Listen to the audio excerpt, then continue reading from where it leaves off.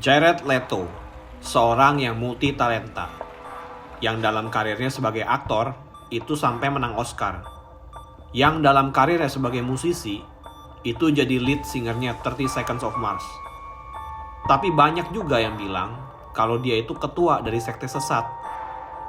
Ya memang secara penampilan emang udah mirip banget sama Jesus ya.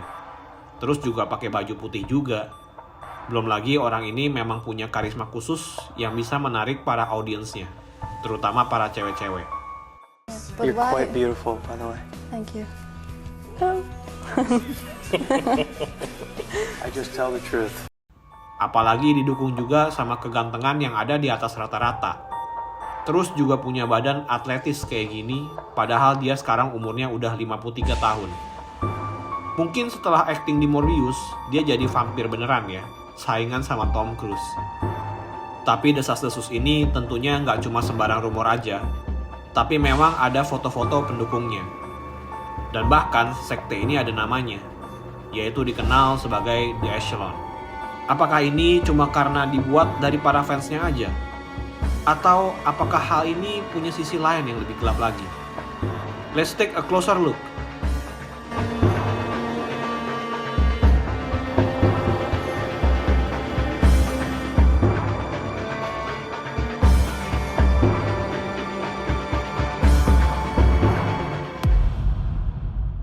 Oke, sebelum kita bahas sekte sesatnya Jared Leto ini, kita harus tahu dulu backgroundnya Jared Leto tuh kayak gimana. Mulai dari perjalanan karirnya sampai bisa bikin sekte gitu ya. Pada waktu remaja, dia itu mulai berkarir di dunia film, mulai dari peran-peran kecil sampai mulai masuk ke judul-judul yang akhirnya ngehits banget kayak Requiem for a Dream dan American Psycho. Tentunya nggak cuma modal muka ganteng dan juga physical prowess aja ya, yang ngebuat namanya melejit di dunia Hollywood. Tapi memang dia ini punya suatu rahasia yang ngebuat dia itu bisa berhasil di dunia acting. Yang nama jurusnya itu dikenal sebagai method acting. Sebuah metode acting yang mewajibkan aktornya itu benar-benar masuk ke dalam karakter yang dia peranin. Dan method acting ini bukan suatu hal yang baru. Tapi memang secara sejarah, acting di tahun-tahun silent film bahkan, metode ini udah mulai kepake dan digunain.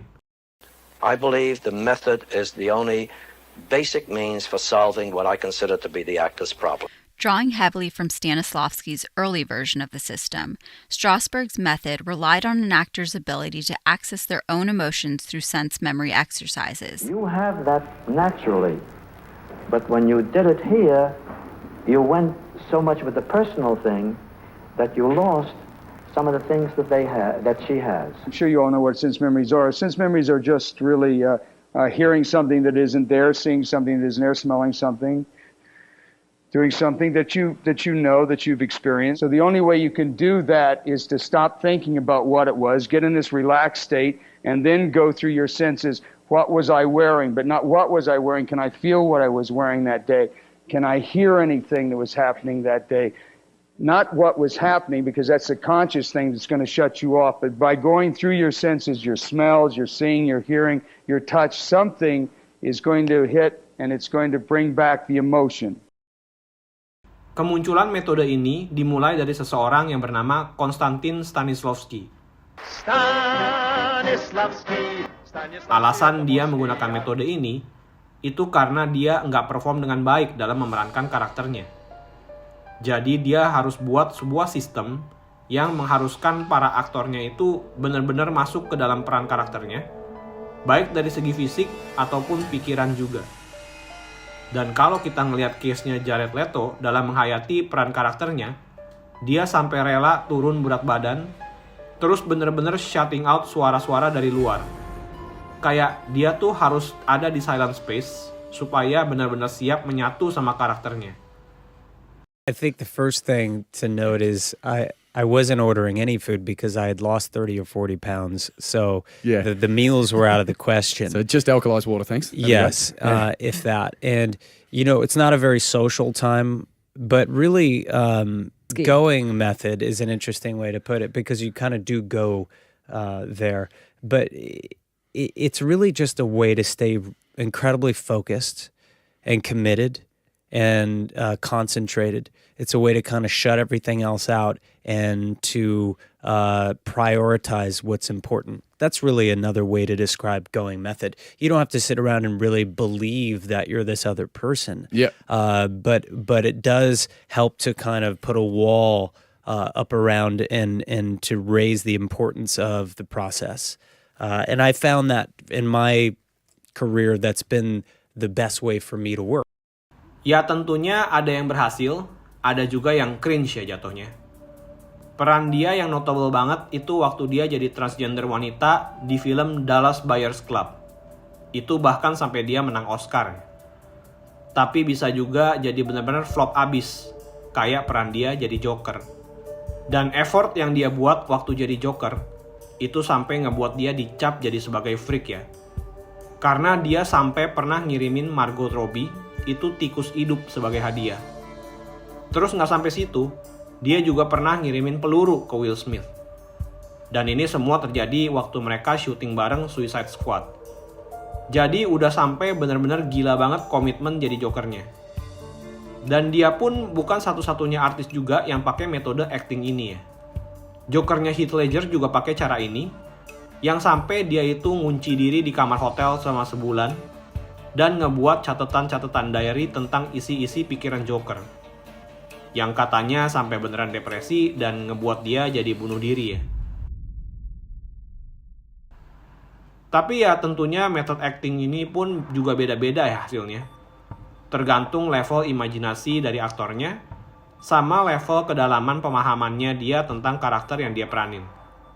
Dan apparently pengalaman dia jadi aktor inilah yang menjadi salah satu katalis yang membuat dia bisa ngambil para audiensnya lewat karismanya sama pendalaman karakternya. Gak cuma sukses di acting aja, tapi di tahun 1998 dia itu ngebuat sebuah band bareng kakaknya yang bernama Shannon. Itu ngebuat band bernama 30 Seconds to Mars. Mungkin buat kalian yang kecilnya di era-era tahun 2000-an, mungkin tahu akan nama band ini. Bahkan gue pun adalah salah satu penggemar karya-karyanya ya. Kayak Kings and Queens atau From Yesterday. Gokil banget. Dan justru gue kenal Jared Leto ini tuh dari band 30 Seconds to Mars-nya dulu ya. Bukan dari dunia aktingnya. Langkah yang dia lakukan ini malah ngebuat fanbase following dia tuh makin gede lagi. Yang dulunya mungkin orang-orang cuma tahu dia dari TV, sekarang mereka juga bisa dengerin lagu dan ngelihat orangnya secara langsung lewat konser. Yang ngebuat keberadaan Jared Leto ini makin dekat sama fanbase-nya. Belum lagi ditambah dari cara promosi bandnya juga, mereka pakai simbol segitiga, yang juga mereka jadiin baju, bahkan jadi tatonya Jared Leto sendiri. Sampai akhirnya para fans ini mengidentifikasi diri mereka sebagai The Echelon, yang artinya formasi pasukan di sebuah divisi paralel. Dan sense of belonging ini ngebuat para fanbase-nya jadi ngefans banget, sampai bahkan ngikutin para anggota band keliling dunia, dan bahkan ada juga yang bela-belain datang ke konser mereka walau beda benua. Ditambah lagi perilaku ini juga di-enforce secara positif dari Jared Leto. Dengan hubungan yang baik sama para fansnya, terus juga ngebuat event-event bareng para fans. Di tahun 2015, Jared Leto ini ngebuat akun yang bernama Camp Mars, di mana di sini bandnya bakal ngebuat acara kayak acara api unggun, live performance kecil-kecilan, dan tentunya kesempatan buat ketemu sama Jared Leto secara langsung. Movement ini akhirnya menjadi semakin besar, sampai akhirnya band ini sampai bahkan bisa ngebeli pulau pribadi yang dinamain juga Mars Island yang ada di negara Kroasia. Hey guys, it's me, Jared. We've been working really, really hard on Mars Island 2. We were able to push it until August 2021 on a beautiful private island in Croatia. I think it's going to be a big celebration that we can all enjoy after quarantine. Di tempat inilah diadakan acara retreat bareng, di mana nantinya mereka bisa nikmatin acara-acara yang udah disiapin sama Jared Leto and the band. Perlu diketahui kalau acara event ini biayanya mahal dan terkesan tampak eksklusif. Dan ini ngebuat fans yang ikutan acara ini itu malah kayak menjadi sebuah privilege untuk ikutan acara ini. Aktivitas yang dilakukan di sini macam-macam. Ada yang olahraga air, yoga, dan bahkan dengerin performance-nya 30 Seconds to Mars juga. Dan kalau kalian lihat di daftar paket, ini ada yang namanya Phoenix Package, yang harganya nggak ditampilin ke publik, tapi harus lewat DM. Dari sini jadi banyak yang beranggapan kalau paket ini artinya adalah paket bisa tidur bareng sama Jared Leto. Alasan kenapa Jared Leto ini dicurigai sebagai ketua dari sekte sesat, itu karena tradisi live performance yang dilakukan waktu di Mars Island, yaitu tradisi Church of Mars. Di sini Jared Leto dan para bandnya itu melakukan music performance di sebuah katedral. Nggak cuma itu, tapi di sana pada waktu tertentu, ada saatnya di mana Jared Leto juga mewajibkan para The Echelon ini untuk memakai sebuah dress code, yaitu pakaian yang berwarna putih sebagai simbol dedikasi dari kekompakan dan kedekatan bonding mereka. Everybody find a spot to lay down on the ground.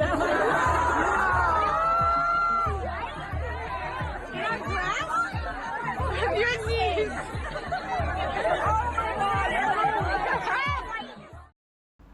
Ini yang membuat jadi banyak orang bertanya-tanya, apakah rumor yang bilang kalau The Echelon ini adalah sebuah sekte itu benar? Apalagi di tahun 2009, waktu kekhawatiran ini mulai beredar, yang dilakukan oleh band ini malah ngeluarin merchandise berupa hoodie dengan tulisan, "Yes, this is a cult." Apakah ini cuma gimmick publicity stunt aja? Sebuah strategi yang digunakan supaya fanbase dan band ini tetap terkesan misterius? Atau memang di dalamnya ada misteri yang belum diketahui oleh publik? I wasn't going to ask about this, but I heard you mention it right before the interview started. You have an echelon? What is the deal with that? It's kind of like an entourage? It's no. That's actually a name that has been given to our most passionate fans out there, and they are a very, very unique group of people that really believe in 30 Seconds to Mars, and they travel from show to show to show, and it's the very core following that we have. Yes, it is a cult. Yang pasti, para The Echelon ini rela mengeluarkan duit sebesar itu buat partisipasi di acara ini. Fanbase-nya ini udah kuat banget bondnya. Bahkan Jared Leto sendiri bilang kalau mereka ini udah kayak keluarga. Dan orang luar nggak bakal ngerti. Tapi, di balik banyak fans yang percaya sama dia, banyak juga orang-orang di luar fanbase-nya itu yang concern sama hal ini. Apalagi kalau kita ngelihat ke masa lalunya Jared Leto, yang memang cukup terkenal sebagai player yang suka flirting dan juga kadang suka buat lawan bicaranya itu nggak nyaman karena terlalu vulgar. What turns me on? I would like to answer that by asking a question. What doesn't turn me on? You know, the light is starting to hit your body in a way, and it made me notice your hair and how lovely you look. I'm turning the color of my shirt right but now. you have like skin poking out here, and this whole thing happened. Don't let go. Don't let go. That's my trick. That's my trick. Don't let. Thank you, Amelia, sweetie. Thank you so much, Jared. Oh, are we? Okay. She's not going anywhere. I haven't finished here. There's work yet to be done. Have you had it? Into her eyes, they're absolutely, insane. They're gold and blue and. Dan hal yang dilakukan Jared ini, baik ngomong tentang hal-hal vulgar atau flirting secara publik, itu bukan keanehan yang terjadi baru-baru ini. Di tahun 2005, dia pernah dikenal kalau dia itu suka banget ngirim pesan-pesan pribadi ke model atau artis di bawah umur, yang ngajakin mereka buat ikut ke acara show-nya dia. Udah bukan rahasia umum kalau dia itu dikenal sebagai serial texter. Dan dia pun pernah sampai memaksa cewek umur 17 tahun untuk berhubungan dengan dia. Hal ini bahkan udah banyak artis juga yang tahu, dan bahkan udah pernah call out dia juga secara publik lewat Twitter. Jadi orang-orang juga udah pada tahu kalau dia itu sebenarnya predator. Bahkan di lagunya Up in the Air, lirik lagunya itu benar-benar konotasinya seksual banget.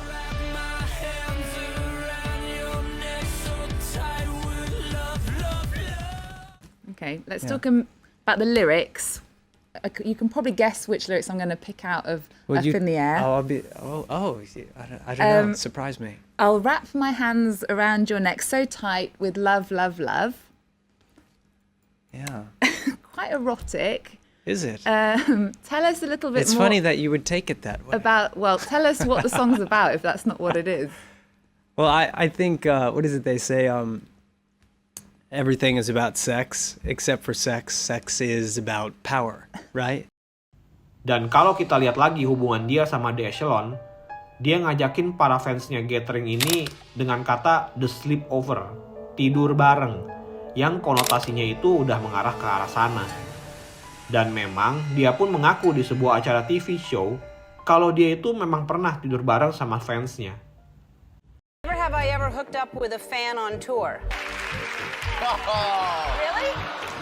Yeah. Yang memperkuat dugaan kalau memang di acara retret atau The Sleepover ini pasti ada yang dieksploitasi secara seksual oleh Jared Leto. Jadi, apakah hubungan Jared Leto dengan The Echelon adalah hubungan ketua sekte dengan pengikutnya? Apakah ini hanyalah persona yang digunakan Jared Leto yang udah dia asah lewat skill acting dan juga sebagai rockstar untuk mendapatkan fanbase yang setia supaya mereka tetap rela mengeluarkan uang buat konser dan acara-acara bandnya?